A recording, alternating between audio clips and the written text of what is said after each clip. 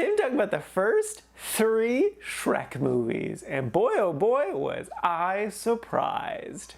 First up is Shrek. This is a 2001 movie, and man, where do I begin with this movie? So I think I kind of went into this with a little lower expectations just because this movie's become so memeified. There's so many jokes from this movie that are just everywhere. And Shrek in and of himself has become this thing much larger than the movie that's just pure ridiculousness. But this is such a fantastic film. I was so blown away by it. A big part of it is its earnestness. Like, yeah, Shrek is making fun of fairy tales for sure. Like, he literally starts the movie by wiping his ass with a page from a fairy tale. But there's a brilliant moment when they get to the castle and Donkey's like, oh, where is the princess? And Shrek knows the answer because even though, yeah, he makes fun of fairy tales and he thinks they're stupid, also does love them. He loves the idea of them. He loves the romance of them. And that's really shown throughout the entire movie. Like, yeah, this is poking fun of lots of Disney stuff in particular and what fairy tales have definitely become in this modern era. But it is a fairy tale in and of itself, and it's not afraid to be that, and it's not ashamed to be that. So that's great. Secondly, hot dang, the messaging of this movie is incredible. Like, what the basic story is, it's about societal pressures that we then internalize into self-hate, and finding those people in our lives that'll help us stop the cycle of hate, that truly see us for who we are and break the wheel that is hating oneself. One of the most beautiful moments of the movie is when Donkey meets Shrek. Donkey's running away from being captured. He hides behind Shrek, and Shrek's a dick to the humans, and they run away. And then Shrek tries to scare Donkey away, but Donkey's not having any of it. And Shrek just is like very point blank about it and is like, don't you fear me and are afraid of me like everyone else? And Donkey's just like with a big old smile on his face, like, nah, dude, we vibing, man. And like the look of shock on Shrek's face is so powerful. He's finally found a person that's not just an asshole to him. And so he just like immediately switches gears, and it's so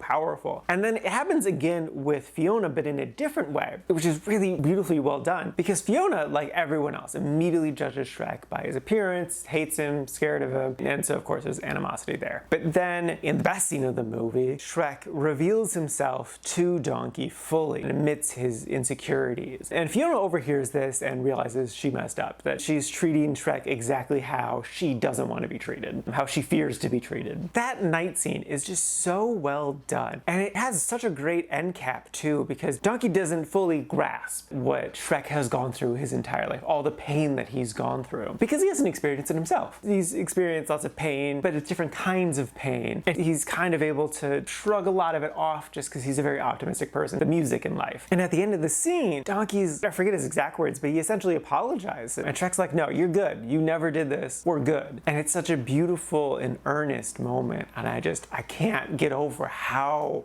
incredible it is. Wow, I really love this movie.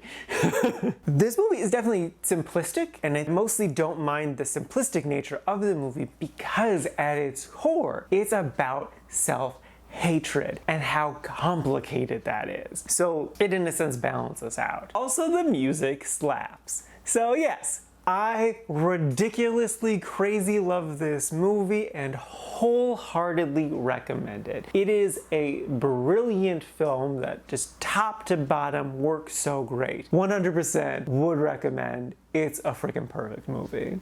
Next up is Shrek 2. This is a 2004 film, and the basic premise is essentially, guess who's coming to dinner, aka Fiona's dad's racist. Also, there's an assassination plot because, you know, it's fun. So I did like this movie a good solid amount. It's a quite like, so it's basically a 4 out of 5 from me. But the first one is so incredibly good that this movie's just kind of fine, and like just being fine really hurts because the first one was so good. So what didn't work for me for this movie? It again felt simplistic, but like they had time after the first one to add more layers to it, like an onion. And it really felt like that was missing here. The moral is about overcoming racist assumptions, which is a good moral, but it's been done a lot, especially when like the first one was about self-hate, which is something that really hasn't been touched on a ton in media. So then to go from like such a narrow topic to such a broad topic, I don't know, it feels like they really missed the mark there. They should have fine-tuned what this story was more so before they really went into it. But in a sense, it does feel a bit rushed because they didn't quite find the spark that they did with the first one, but that's also really hard to do to find a second spark. A good example of like the strangeness of this movie is the scene where Puss in Boots fights Shrek. Puss in Boots is really built up as this like big assassin. He's an ogre killer and he's sent to go after Shrek. They do fight, but it's only as Puss is acting like a cat. We never see Puss acting like Zorro to fight Shrek. When he's doing the cat thing, they're evenly matched. But then Puss throws up a hairball and that's just the end of the fight. It just kind of stops. And it's like, why was this guy an ogre killer? And like, why did they stop fighting? How did Shrek win? He didn't really do anything. Why did Puss stop doing things? Why did he suddenly want to be friends with Shrek? Like, I do like Puss in Boots a lot. I think he's a really fun character. Antonio Banderas is great. So I don't get like what happened there. It felt like there was a beat missing. So I don't know. I do think there is heart to this movie and a lot of jokes work for me. I do think it's a fun experience, but I do feel like they missed the mark a decent amount. Not enough to like skip the movie, but it is a clear step down from the original, which was probably always going to happen because the original was perfect, but I feel like there's things they could have done to bring it up. So despite me complaining a bunch, I would still totally recommend it. It's a good fun movie with a lot going for it. The universe is great. Donkey's a blast. It does work. It's just not the first one.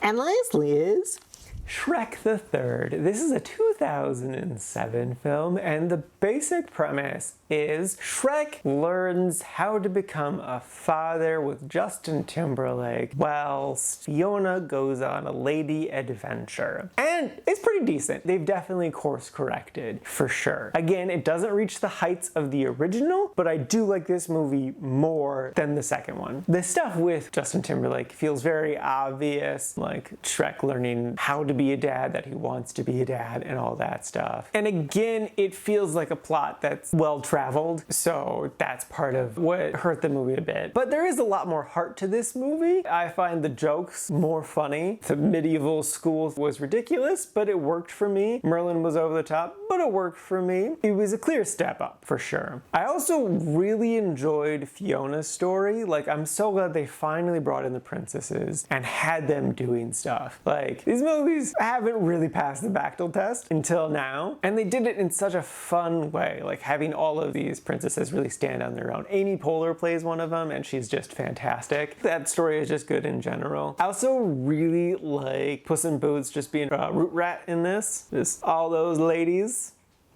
I do really love Puss in Boots. I'm glad that he got spin-off movies. I'm excited for those. I don't really have complaints about it. It definitely doesn't hit the heights of the original, but like, it's a good, solid, fun movie. That's, again, totally worth a watch. Like, yeah, the story's obvious and been done, but there is heart here, and it's just a good overall experience. So like, if you watch the first two, keep on going, because this one is definitely worth it, because it's, I don't know, it just works.